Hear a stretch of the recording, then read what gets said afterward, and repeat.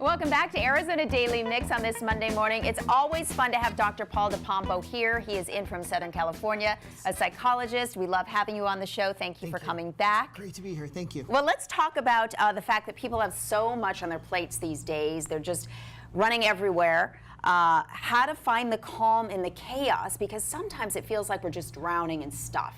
Yes, absolutely. This could start back from when we were a kid, you know, because like when you're a kid, your mom is your first protector. And she tells you things like, no, don't, stop, quit, don't do that. What are they going to think?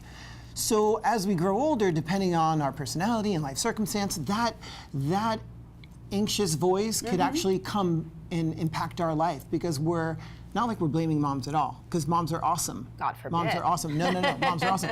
But that voice can get overdeveloped and prevent you from really living the life that you need to live, make you live with avoidance. Oh, okay. So that leads into what you say we need to do, which is calm your inner mother. Yes. Okay, so how do we go about doing that?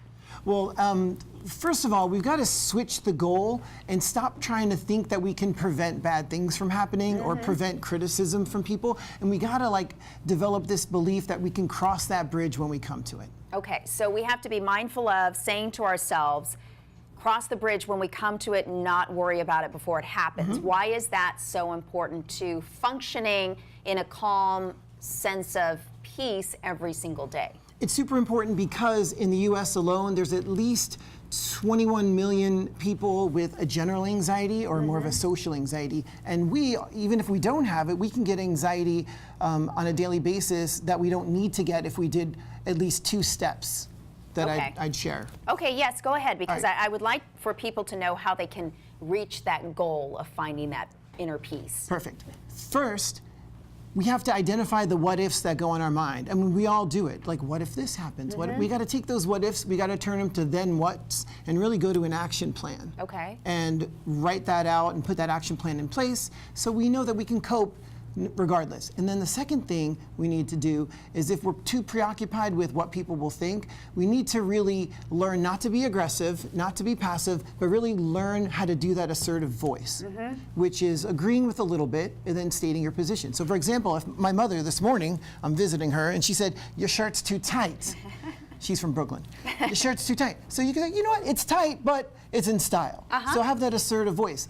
And you have to actually test these things out. You can't just have it in your head. You have to go seek criticism, and you have to go do experiments of what might happen. Like for lunch today, decide that you're going to pick the 3rd item on the menu without even knowing what's on the menu. How are you going to cope with it? How are you going to deal? Well, and you can't eliminate some of that criticism, because that's what we need oftentimes to continue to grow and evolve. So how can we then, because I know sometimes people watch this and they think, okay, I can practice that for a couple of days, but then it doesn't last. How do we go about rewiring ourselves to make this a daily habit?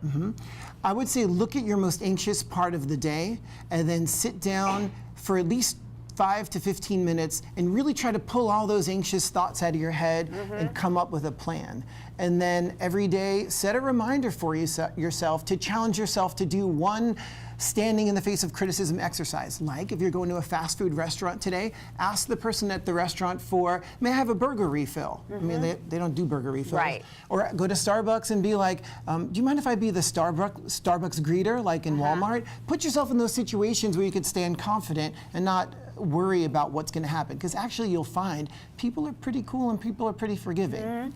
Do you say that there's a difference between stress and anxiety, or are they the same thing? Because I often feel that I'm stressed out, but I don't know if I would qualify that as anxious. Well, you could call it stress or anxiety, but when it's, think of it on a continuum, and a little stress is good, or maybe a little anxiety is good, but when it gets past that point, it's just going to hurt you, because you're just going to end up avoiding and holding back and not really living the life that you should live. Well, how do you know when it's reached the point of it's no longer good and motivating for you, now it's sort of overwhelming? Well, the biggest behavior associated with real deep anxiety is avoidance. So if you don't feel like you're living the life that you should live, really think about, if there was no anxiety at all, what would I be doing different today? So that answer would be your goals and what you should be moving towards. I know actress Emma Stone recently came out talking about how she's suffered from anxiety since she was a teenager. Do you find that more young people are dealing with anxiety now more than ever, or are we just talking about it more? That's awesome. You're absolutely right. Yes, 85% of students entering college have some sort of anxiety or mood issue, which is really freaky, but part of it is because it's getting diagnosed more. But the second reason is because people aren't really being prepared when they're younger to really face the uncertainty. Parents are becoming a little more helicoptery. Yes, I've been called that more than once by my kids. All right, always a wealth of information. Thank you so much. If you'd like to reach the doctor, it's cbtiofsocal.com, or just go to our website, aztv.com. Good to see you. Awesome. Thanks. We'll be right back.